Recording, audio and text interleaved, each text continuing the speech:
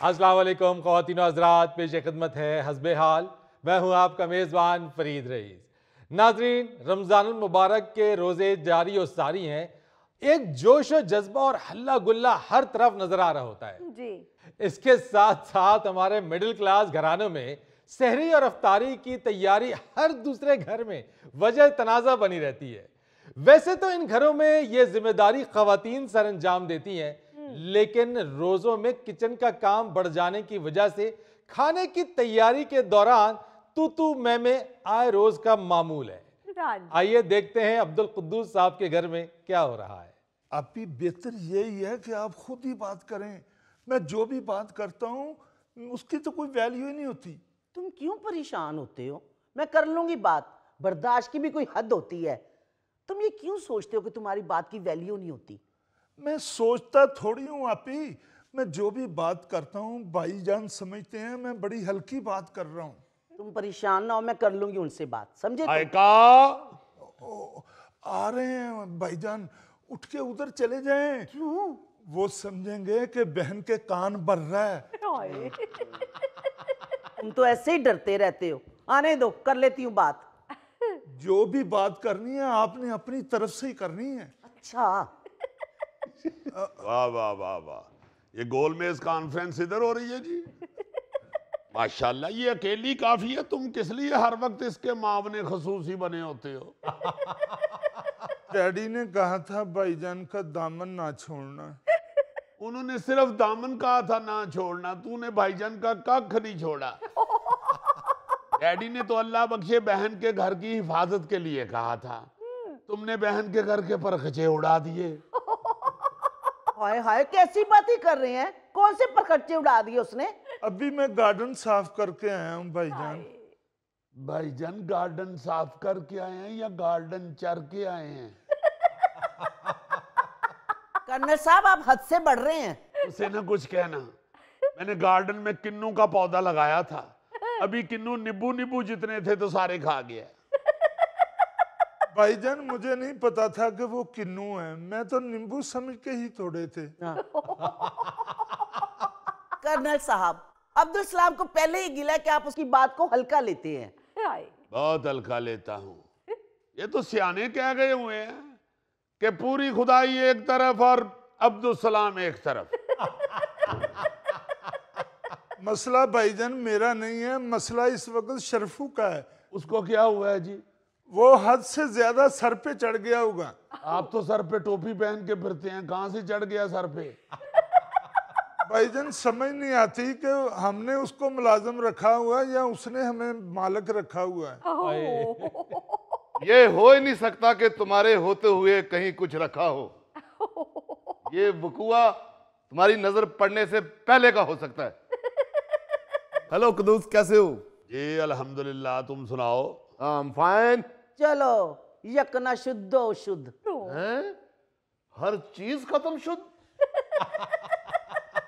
दुरानी साहब, नजर ना लगाइएगा मेरे भाई को, अभी रोजे ही कितने गुजरे हैं, उसका मुंह देखे इतना सा हो गया है। वैसे माफ करना, इतना मुंह वेड़े का निकला है ना तो वो कुर्बानी के लायक हो जाता है। मैं भी इस घर में कुर्बानी ही दे रहा हूँ। तुम कुर्बानी दे नहीं रहे, तुम कुर्बानी ईद वाली या याशी कर रहे हो। मामू, वो फ्रिज में से मिल्क शेक का जग आपने पिया है? सनी बेटा, समझदार हो गए हो, स्मार्ट भी हो, ये पूछना बनता है कि मामू आपने पिया है? ये कंफर्म है, एग्जैक्टली। अब भाई कौन कहता है मैंने पिया है? इसे छोड़े, कौन कहता है? आप ये बताएं, आपने पिया है या आपने पिया है? ये क्या ऑप्शन है? अम्मा, मामू की दफा ये बनता ही नहीं आपने पिया है या नहीं पिया, इनकी दफा यही बनता है आपने पिया है या आपने पिया है। ओ भाई, वो फ्रिज में पड़ा पड़ा काला हो रहा था, एक आपका भला करें ऊपर से आपकी बातें सुने। आए मेरा भाई, मैं सदके जब अपनी बहन के घर की कितनी हिफाजत करता है। जी जी जी, आधे घर की हिफाजत करता है, आधा घर तो उसके पेट में महफूज हो चुका है। आप ही छोड़ें इस बात को, ये बात तो खाम खाई लटक जाती है। आप शरफू वाली बात करें। देखें जी, हम शरफू से बहुत तंग आ गए हैं। वो कामचोर हो गया है, उसे निकाल के ना उसकी जगह पे कोई और मुलाजिम रख लें। बहन जी, शरफू तो बड़ा मेहनती और ईमानदार आदमी है, ऐसे मुलाजिम आजकल नहीं मिलते बहन जी। आपने कभी मुलाजिम घर में रखा है? बस सुनी सुनाई बातें आकर हमें सुना देते हैं आप। मैं क्यों रखूं मुलाजिम? अल्लाह ने मुझे हाथ दिए हुए हैं, अगर मैं इन हाथों से शेर मार सकता हूं तो घर में झाड़ू नहीं मार सकता। ऐसे दुरानी, तुम भी वो बात करते हो कि खोता ही खूह में फेंक देते। वो शेर का झाड़ू से क्या ताल्लुक है यार? यार वो भी मारना होता है, ये भी मारना होता है। वैसे मैं कदूस एक बात बताऊं तुम्हें, ये मिसाल ऐसे किसी ने बना दी है कि खोता ही खूह में डाल दिया तुमने। मैंने अपनी आंखों से देखा है, खोता खुद गिरा था खूह में। चलो, मैंने आपको मिल्क शेक लेने के लिए भेजा हुआ था, आप यहाँ बैठे हुए हैं। हमारा मिल्क शेक अल्लाह को प्यारा हो गया है, बैठो दुआ करते हैं। क्या मतलब है? अभी अभी खबर आई है, हमारा मिल्क शेक खुराक के बहरुल काहल में गर्क हो गया। वो बच्चों का सिरिलैक खा जाने वाले बहुबिल्ले। दुरानी अंकल, आपके मुंह से बाहुबिल्ला अच्छा नहीं लगता। चलो मैं लिख के दे देता हूँ। ओहो, जब शरफू इफ्तारी नहीं बनाएगा तो मैं खाली पेट बैठा रहूं। ओह माय गॉड यार, किस कदर झूठ बोलता है ये शख्स। वो हर वक्त कुछ ना कुछ कर रहा होता है। अभी मैं होके आया हूँ किचन से, उसे जब देखे बेचारा कुछ ना कुछ पका रहा होता है। मुझे समझ नहीं आ रही क्या मुलाजिम की तरफ है या हमारी तरफ। जब मैंने कह दिया ना उसको निकाल दे तो निकाल दे, बात खत्म। बात खत्म नहीं हुई, यहीं से बात का सीजन 2 शुरू हो जाता है। जब आप उसे निकाल देंगे तो फिर आपको कहां से ऐसा मेहनती ईमानदार मुलाजिम मिलेगा? और अगर मुलाजिम नहीं मिलेगा तो फिर काम कौन करेगा, तुम या तुम्हारा भाई? चलो मैं कर दिया करूंगा घर के काम, जंगल से मैं 1 महीने की छुट्टी ले लेता हूँ। ओहो, ये बहू किस लिए? उसके हाथों पे मेहंदी लगी हुई है। अम्मी, मुझे तो शरफू से कोई मसला नहीं है। अम्मी, मैं भी उसके काम से मुतमिन हूँ। चलो फिर ऐसी सूरत हाल है तो शरफू को फिर रहने दे, इसे निकाल दे। दुरानी भाई, यार 1 मिनट ठहरो, अभी शरफू को बुला के उससे बात कर लेते हैं। क्यों जी? अब मुलाजिम के सामने बात करेंगे? जब कह दिया उसे निकाल दो तो निकाल दो बस। भाई उसको निकालने की बात है ना, तो उसको यहाँ मौजूद तो होना चाहिए। लो, यानी अब मुलाजिम के सामने हमें झूठा कहा जाएगा। और फिर बात करने के लिए बिलावल भुट्टो साहब के घर चलें। शरफू, वैसे जो झूठा है उसको मुलाजिम के सामने या पीछे होने से क्या फर्क पड़ता है? जी साहब जी। वो तुम क्यों नहीं सुनते आवाज भाई? मुझे लगता है रोजों में तुम्हारी भी मत मारी गई है, कहीं कोने में पड़े हुए आराम कर रहे होते हो। नहीं साहब जी, आराम तो नहीं कर रहा था, अब्दुल इस्लाम साहब के लिए निहारी बना रहा था। इन्होंने फरमाया कि मैंने सहरी निहारी के साथ करनी है। ओह माय गॉड, मैंने तो आज ही कहा, तुम मेरी कौन सी रोज सुनते हो। हाँ अभी शरफू, तुम कामचोर क्यों होते जा रहे हो? शक्ल से तुम चोर तो लगते हो लेकिन कामचोर नहीं लगते। साहब जी, कौन सी काम चोरी, 1 मिनट की फुर्सत नहीं है इस घर में। हर शख्स की अपनी अपनी तो फरमाइश है। अब्दुल इस्लाम कहता है जी कि मैंने निहारी से सहरी करनी है, बीबी जी कहती है मैंने आलू कीमा खाना है, और साहब जी कहते हैं मैंने अंडों का आमलेट खाना है, और बेगम साहबा कहती है मुर्ग बिरयानी खानी है। ऐसे ये तो घर घर की कहानी है। रोजों में खाना पकाना और खाना रूटीन से हट के होना तो ये चाहिए कि हर शख्स किसी एक डिश के ऊपर मुत्तफिक हो जाए, और जब वो मुत्तफिक नहीं होंगे तो इस तरह के मसाइल का सामना करना पड़ेगा। एग्जैक्टली। और ये मोहब्बत में भी आता है कि इस शख्स ने ये कहा, ये पकाया। ओ मगर मेरा ये मसला नहीं है, मेरा तो इस वक्त मसला ये है कि अगर इतनी सारी चीजें इस घर में बनती हैं तो मुझे क्यों नहीं नजर आती? वाह, आपको डॉक्टर ने मना किया हुआ है, इसीलिए आपको परहेजी खाना दिया जाता है। ओ, तो डॉक्टर ने साथ ये तो नहीं था कहा कि जिस चीज की आपको परहेज है वो सारी चीजें अब्दुल सलाम खाए?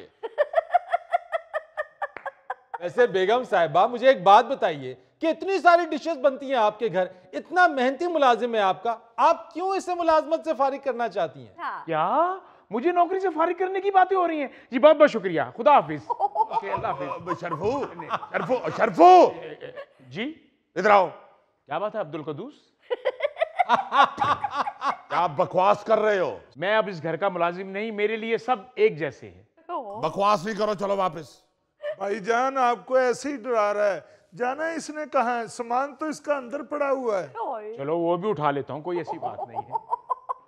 मैं आपको बता दूं शरफू साहब, अगर आप गए तो मैं आपसे बहुत बुरा पेश आऊंगा। कदूस पीछे से आवाज नहीं देते, मुझे सामान उठाना। ओहो क्यों परेशान हो रहे हैं? मैंने इरफान बेटे से कहा है, उसके पास मुलाजिम है, वो लेकर आ रहा है। तो कौन सा मुलाजिम लेके आ रहा है? देखो तो सही, कितने सालों से है वो मेरे पास। शादी से पहले आया था वो। इतना सा मैंने पाला हुआ है, इतने प्यार के साथ, और तुम उसे निकाल रही हो। कुछ ज्यादा ही प्यार से पाल लिया जो यहाँ से ऊपर ही नहीं गया वो। और दुरानी तुम्हें नहीं मालूम, 10 आदमियों जितना काम करता है वो बेचारा। ये दोनों बहन भाई बैठ के डंगरों वाली प्लानिंग करते रहते हैं। ओहो कदूस, कम से कम मेरे सामने भाभी को ऐसा ना बोला करो यार।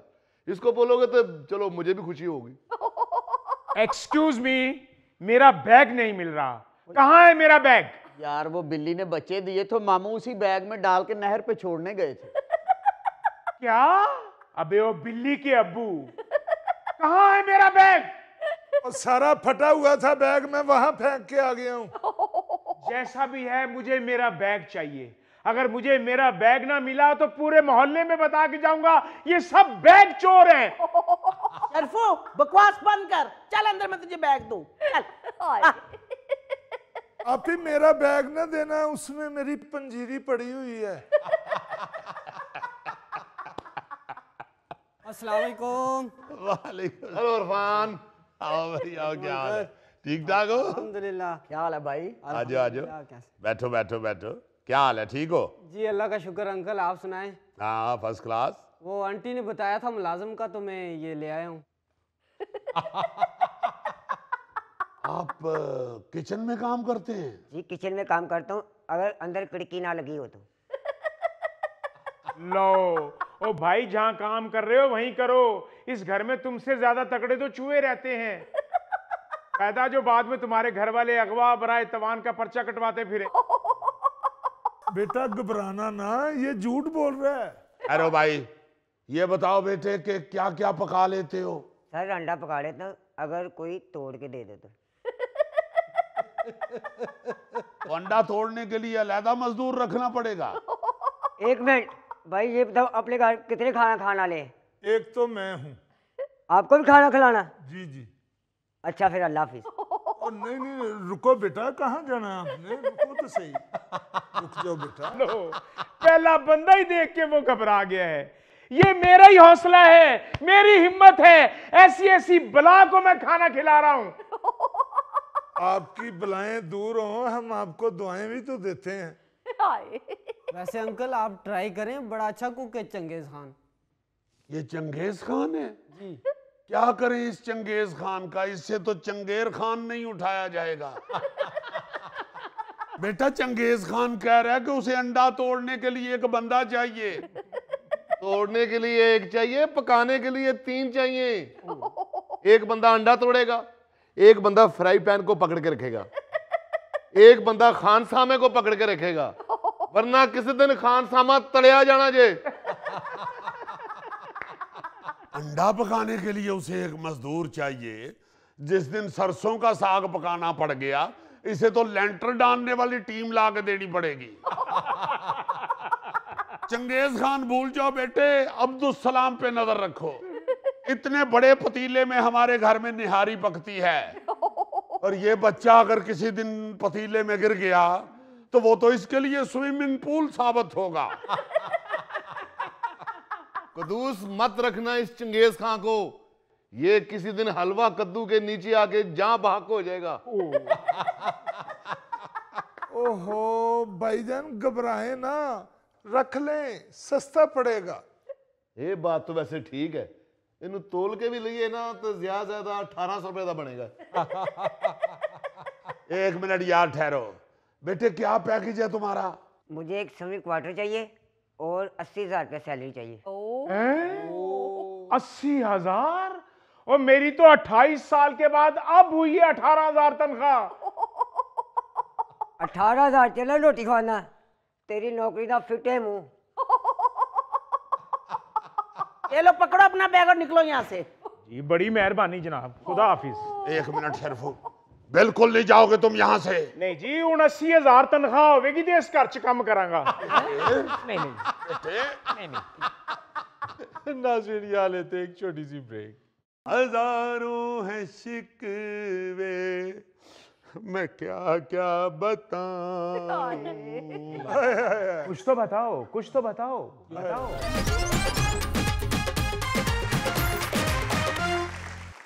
जी, क्या खबर लेकर आए हो आज? नायरीन, कहां तक सुनोगे, कहां तक सुनाऊं,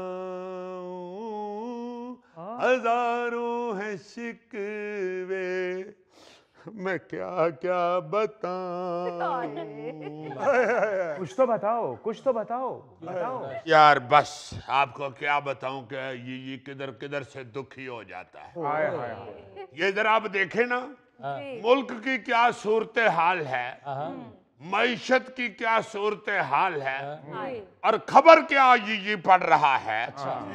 27 वज़रा और मशीरों के इजाफे से वफाकी काबीना की तादाद 49 तक पहुंच गई।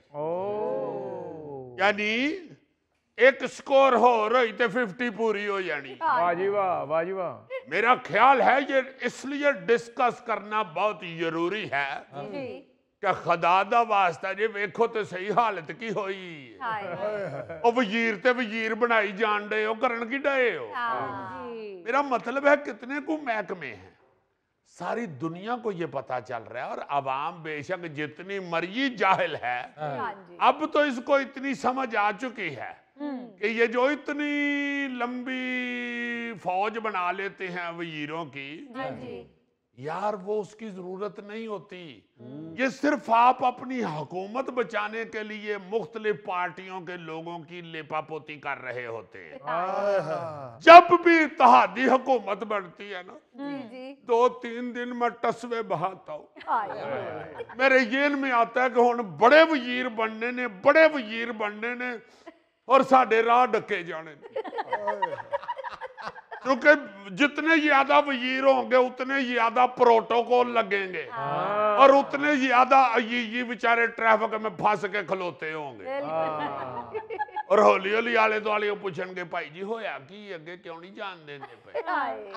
फिर विचों को परों सड़िया बड़िया बंदा कहेगा, भाई जी को वजीर वजूर लंघन डे है, साडी की जिंदगी जे, जिंदगी तो इन्हां दी होई जे।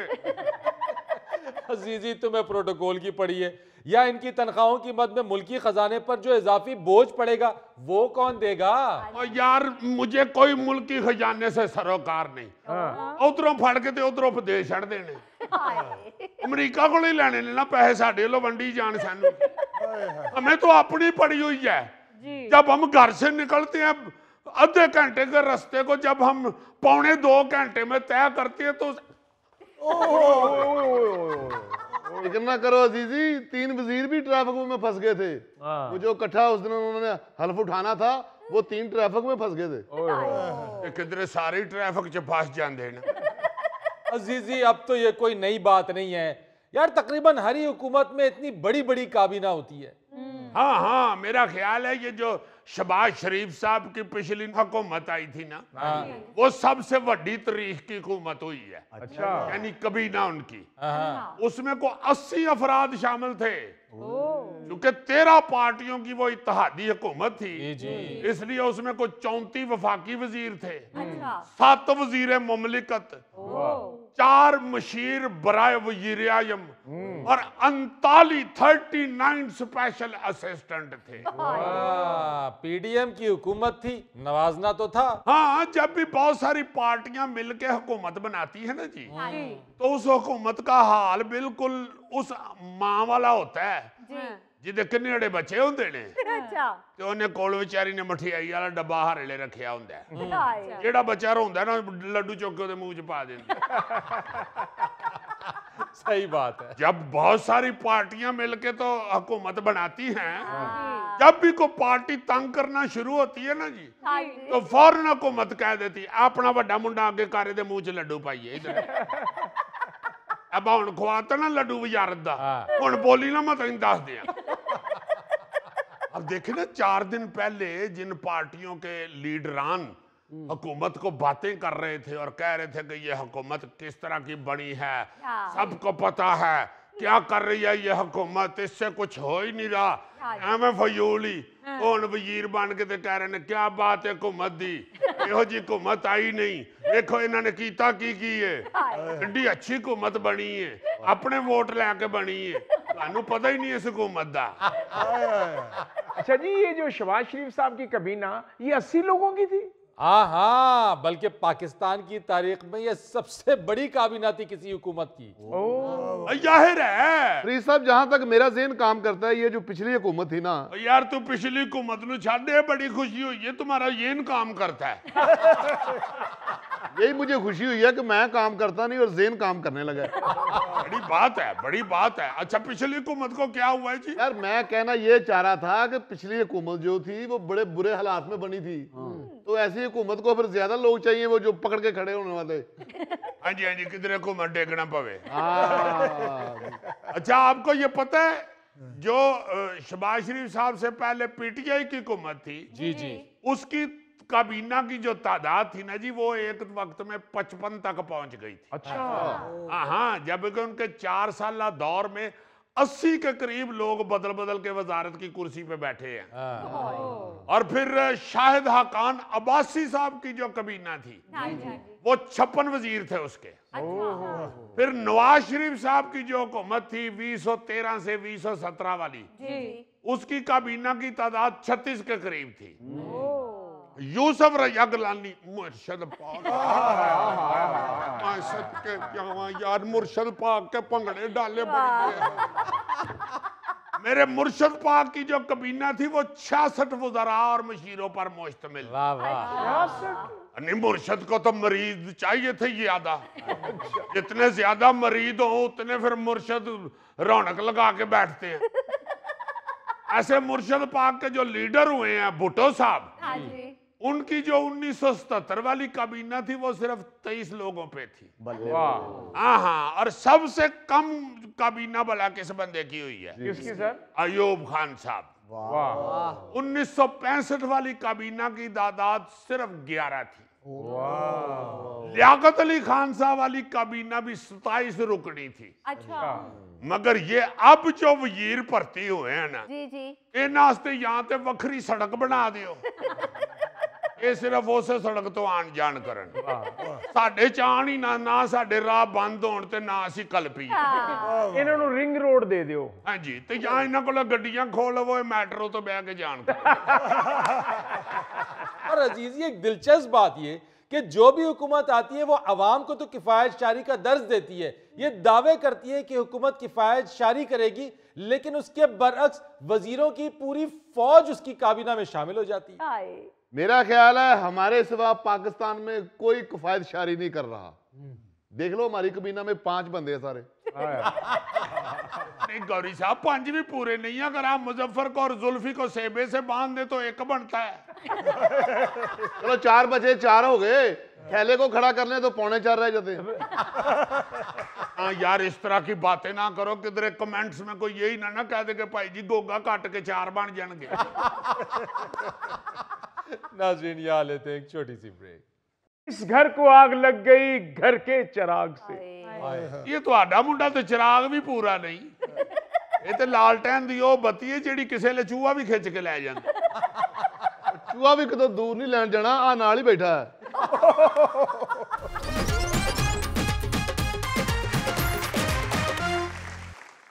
अच्छा जी, आजकल अगवा बराए तावान का एक इंतहाई अजीबो गरीब और शर्मनाक सिलसिला शुरू हो चुका है। नौजवान लड़के अपने दोस्तों के साथ मिलकर अगवा का ड्रामा रचाते हैं और अपने ही घर वालों से तावान की रकम वसूल करने की कोशिश करते हैं। हाँ, ये तो हर दूसरे तीसरे हफ्ते कोई ना कोई इस तरह की खबर आती है। और फिर कुछ ही दिनों में, बल्कि चंद घंटों में भी कई दफा वो ड्रामा खुल जाता है। जी जी, ये अभी चंद दिन पहले भी आप लोगों ने खबर पढ़ी होगी, लाहौर में एक नौजवान लड़के ने अपने ही अगवा का ड्रामा रचाया अपने दोस्तों के साथ मिलके और अपने वालिद से तावान के लिए 2 करोड़ रुपए रकम का मुतालबा किया। देखो ना जरा, मामला पुलिस तक पहुंचा तो पुलिस ने तफ्तीश करके 12 घंटों में मुल्जमान को गिरफ्तार कर लिया। बस जी यही दिन रह गए मेरी जिंदगी में देखने के लिए। पापा सिर्फ यही दिन नहीं, सारे दिन आपके देखने के लिए। अंधेरा तो मेरी जिंदगी में है, न जेब में कोई पैसा है न कोई खुशी है। हाय हाय, और फिर तुमने पैसे हासिल करने के लिए अगवा बुराए तावान का ड्रामा रचाया। देखो ना जरा, ये होती है ना औलाद जो बुढ़ापे में अपने वालिदैन का मुंह काला करवा देती। और जनाब ये सब इसी के करतूतों का नतीजा है, वरना मोहल्ले में लोग कहते थे कि मलक साहब का चेहरा हर वक्त चमकता है। बस जी ये महल्लेदारी गलतफहमियां डालते हैं कि आपका चेहरा बड़ा ग्लो कर रहा है। चाचा जी ये सब किया धरा भी आपका ही है। ओए इतने पैसों का क्या करना है, अगर औलाद ही तरसती रहे तो। ये सब तुम्हारा किया धरा है। इस हरामखोर को 50 दफा कहता रहा हूं कि इससे दूर रहो। पापा एक यही तो है मेरा खैर ख्वाह, यही तो मेरे जज्बात को समझता है। ओए मलकाए जज्बात, कुछ शर्म करो। माँ बाप से ज्यादा अगर कोई जज्बात को समझ रहा हो ना तो फिर समझ लो कि वो बंदा 2 नंबर है। ओ बेटे ये बताओ ये तुम्हारा दोस्त करता क्या है? और बस जी प्लानिंग करता है, कभी एक फ्रॉड की कभी दूसरे फ्रॉड की। मगर ये इस तरह का फ्रॉड और इस तरह का ड्रामा रचाना अगवा बुराए तावान का, वो भी अपने वालिदैन के साथ, इन बच्चों को ये नहीं समझ आती कि अगर इस वाकये में को अल्लाह ना करे वालिदैन में से किसी को हार्ट अटैक हो गया तो फिर ये कोई छोटी बात तो नहीं है ना। बिल्कुल। कि बच्चा कह दे जी कि मुझे अगवा कर लिया गया है और वो आप पैसे मांग रहे हैं और जल्दी से उसको पैसे भेजे। वो नहीं जी, इसके घर वाले कोई इससे इतना प्यार नहीं करते कि इसकी टेंशन की वजह से हार्ट अटैक हो जाए। हाँ ज्यादा से ज्यादा कमर में खारिश हो सकती है। कुछ शर्म कर रहे, खारिश करने वाले लकड़ी के हाथ। वालिदैन है वो वालिदैन, उनसे ज्यादा सका बनने की कोशिश ना करो। हाँ, और वैसे मैं देख रहा हूँ कि ये सारी शय इसके इसी दोस्त की लग रही है। और सर जी मैंने तो जस्ट इसको एक आइडिया दिया था। आजकल के दौर में इसको पॉकेट मनी के नाम पे 100 या 200 रुपया मिलता है, इसमें भला इस हैंडसम बंदे का गुजारा हो सकता है? और तुम उसके मामे लगते हो जो उसके पॉकेट मनी की इतनी फिक्र कर रहे हो। उसके वालिदैन को नहीं पता कि उसको कितनी पॉकेट मनी चाहिए और कितनी नहीं चाहिए। फरीद साहब मुझे तो इस बच्चे पे हैरानगी हो रही है कि वो दोस्त इसका इसको हैंडसम कह रहा है, इसको अभी भी नहीं पता चल रहा कि वो झूठा है। ऊपर से देखो किस तरह उस पर तरस खा रहा है कि पॉकेट मनी नहीं मिलती, 100-200 जरा मिलती है। क्यों लेता है पॉकेट मनी?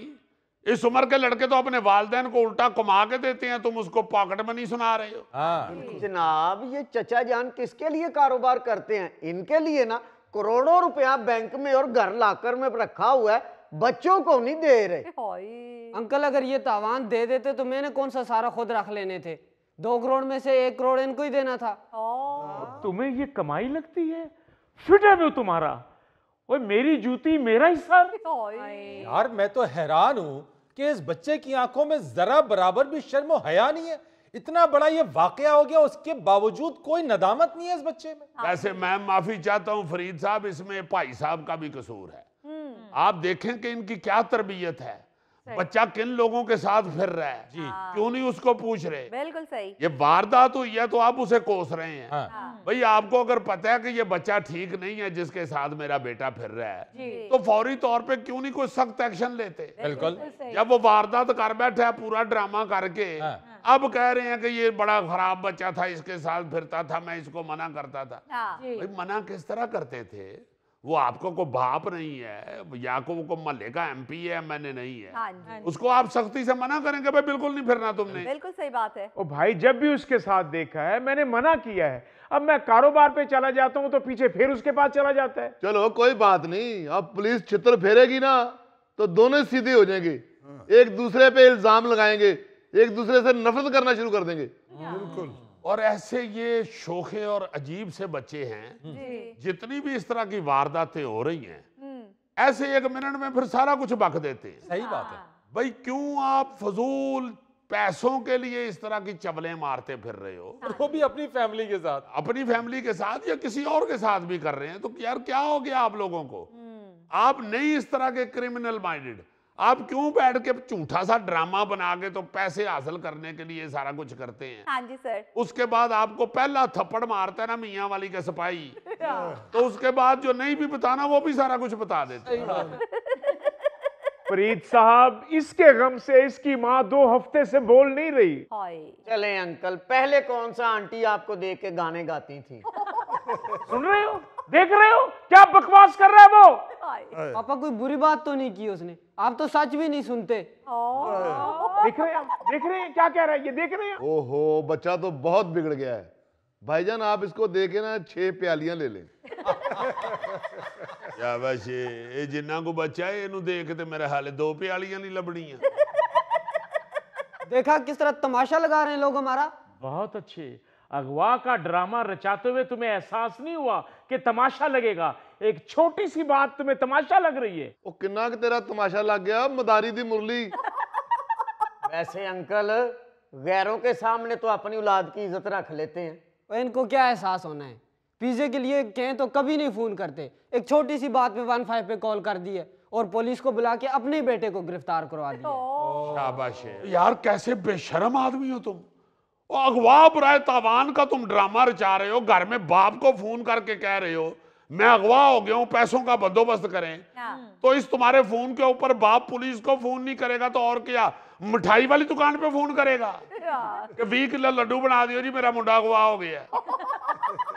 अजीजी एवं इस भाई साहब ने पुलिस में वैसे फोन करता है, इस बच्चे दे अगवा ते बंदी मिठाई सी। और चलें भाजी, जो होना था वो तो हो गया। चाचा जी, अब पुलिस वालों को कहें कि मेरे बेटे ने अपने दोस्त के साथ मिलके हमारे साथ प्रैंक किया है। फिकर ना कर बेटे, फिकर ना कर, ताडे इस प्रैंक नु आखिरी टच पुलिस ही देगी। तैनूं लम्मियां पा के ना फटे ते उन्होंने 9 नंबर प्रैंक फाड़ लेना ते मार मार के ताड़ी सारी प्रैंक सुझा देनी। बल्कि पुलिस नु तुसीं आपे दसोगे कि किथे किथे प्रैंक कीता है। हाँ, फिर जब सारी कमर नीली हो जाएगी ना, फिर पुलिस कहेगी कि बेटे वो जरा कैमरे की तरफ देख के तो हाथ हिला दो। चलो जी, हमारा कल्ले का नुकसान नहीं हुआ। हमने तो ये सोचा था बीच में से 1 करोड़ रुपया अंकल को भी दे देंगे। इन्होंने पुलिस को फोन करके अपना ही 1 करोड़ रुपया मरवाया। आप लोगों को इनकी गुफ्तगू से अंदाजा हुआ कि ये नस्ल किस कदर बिगड़ चुकी है, कितनी बेहिस हो चुकी है। जी हाँ, ये बेहिस नौजवान ऐसा ऐसा खतरनाक कदम उठाते हैं कि ईमान से बंदा सर पीट बैठता है। ये पिछले साल ही रावलपिंडी में भी ऐसे ही दोस्तों के साथ मिलकर अपने अगवा का ड्रामा रचाकर एक नौजवान ने अपनी फैमिली से तावान का मुतालबा किया था। उसे भी पुलिस ने गिरफ्तार कर लिया था। पुलिस ने बताया कि साजिद नामी नौजवान ने अपने ही अगवा का ड्रामा रचाया था दोस्तों के साथ मिलके, और अपने ही वालिद से 1 करोड़ रुपए का तावान मांग लिया था। फिर पिछले साल ही मुजफ्फरगढ़ के एक अहमद नामी नौजवान ने अपने अगवा का ड्रामा रचाया, बल्कि उसके वालिदैन को फोन कॉल्स भी मौसूल होती रही जो उनके बेटे को सिंध के कच्चे के इलाके में अगवा कर लिया गया ताकि पंजाब पुलिस भी इन्वॉल्व ना हो। वो तो पुलिस ने जदीद टेक्नोलॉजी की मदद से सिंध के इलाके रानीपुर से वो मोहम्मद अहमद को ट्रेस करके पकड़ा, जहां वो अगवा होकर पिकनिक मना रहा था। ये भी 2 महीने पहले कराची की एक लड़की, यार एक लड़की ने घर से भागकर, अल्लाह माफ करे तौबा इस्तगफार, अपने पसंद की शादी कर ली और घर वालों को फोन करके कह दिया जी मुझे अगवा कर लिया गया है। हाँ, उसने अगवा की कहानी सुना दी वालिदैन को। उसने तो घर वालों से 15 लाख रुपए तावान वसूल कर भी लिया था, लेकिन वो तो पुलिस ने जब तफ्तीश की तो वो सारी अगवा की झूठी कहानी खोल के सामने आई। उसका शौहर पकड़ लिया गया, लेकिन लड़की ने बता दिया कि वो अगवा नहीं हुई थी, बल्कि उसने अपने पसंद से शादी कर ली थी और घर छोड़ के भाग गई थी। देखो ना ये बच्चे क्या कर रहे हैं। ओ यार, ये तो जो कर रहे हैं सो कर रहे हैं, लेकिन इन लोगों को ये एहसास नहीं है कि इनके बूढ़े वालिदैन की जिंदगी कितनी अजाब में पड़ जाएगी। बिल्कुल सही। यार मैं तो ईमान से कांप जाता हूं। ऐसा वाकया ये 15-20 दिन पहले भी रावलपिंडी में एक खातून ने अपने 9 माह के बेटे के अगवा का ड्रामा रचाया था। और यस, और शोहर से 15 लाख रुपए तावान मांग लिया, अपने ही शोहर से। अल्लाह। लेकिन पुलिस ने तफ्तीश में इस खातून की झूठी कहानी पकड़ ली और उसे गिरफ्तार कर लिया।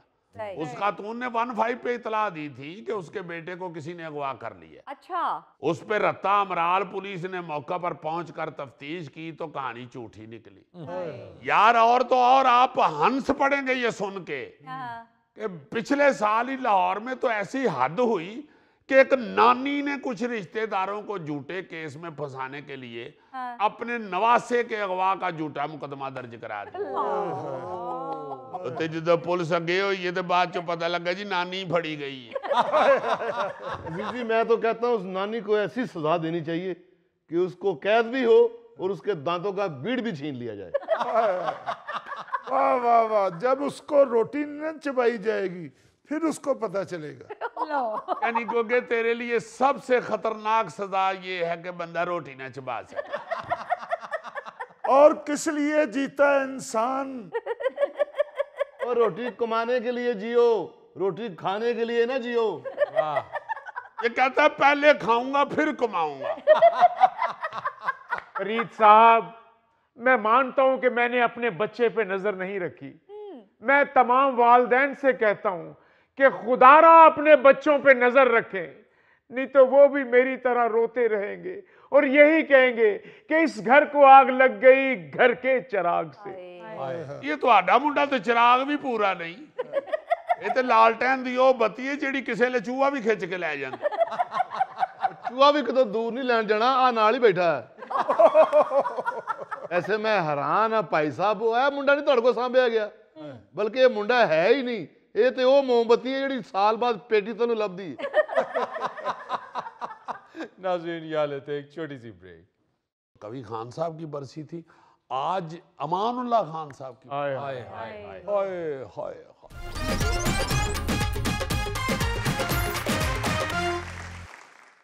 यार वक्त देखें कितनी तेज गुजर रहा है कि कल मोहम्मद कवि खान साहब की दूसरी बरसी थी।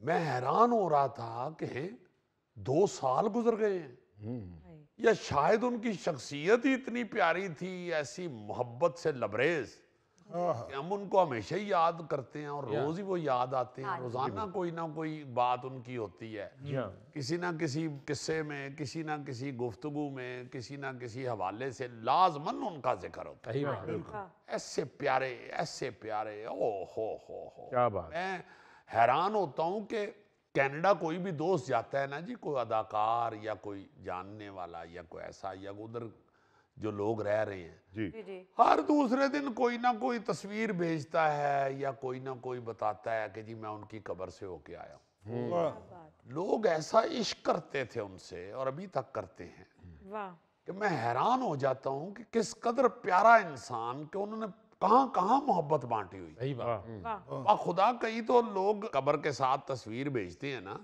तो मैं हैरान हो जाता हूँ कि यार ये पहुंचा हुआ है उधर, कब्र पे पहुंचा हुआ है। मुझे नहीं पता कि शायद वो जिंदगी में कभी उनसे मिले हैं या नहीं। कराची के दोस्त हसन जिया हमारे प्रोड्यूसर हैं, तो वो उन्होंने भी कुछ दिन पहले तस्वीर भेजी हुई थी, कवि साहब की कब्र पे खड़े वो फातिहा पढ़ रहे हैं। वो चूँकि उधर ही उनका इलाज हो रहा था, उनके बच्चे अदनान कवि साहब और छोटे बेटे उधर ही हैं, मेहरान साहब जी। अदनान साहब उनको ले गए थे उधर इलाज मुआलजे के लिए, फिर उधर ही उनकी तदफीन भी हो गई क्योंकि उधर ही थे। अम्मा जी ने भी कहा, वो भी उधर थे, उन्होंने कहा इधर ही तदफीन करें। तो इतनी दूर वो कब्र मुबारक है उनकी, उसके बावजूद लोग धड़ाधड़ वहाँ जाते हैं और फातिहा पढ़ते हैं, उनके लिए दुआ मांगते हैं। क्या बात है, बड़ी ही प्यारी शख्स, क्या बात, बड़ी ही प्यारी शख्सियत, बहुत बिल्कुल। हर वक्त वो दिल में होते हैं और याद रहते हैं। हाँ जी। और फिर कल तो कवि खान साहब की बरसी थी, आज अमानुल्लाह खान साहब की। हाय हाय हाय हाय हाय हाय। अक्सर हम यहाँ बैठे हुए सोचते हैं कि यार इधर से अभी अमानुल्लाह खान साहब आ जाएंगे। वो चूँकि हमारे ही इधर जो शो कर रहे होते थे मज़ाकरात, जब वो टीम का हिस्सा थे, अक्सर वो क्योंकि सारी जिंदगी उनके साथ गुजरी हुई थी, अक्सर अपनी रिकॉर्डिंग खत्म करके वो ऊपर आ जाते थे। जी।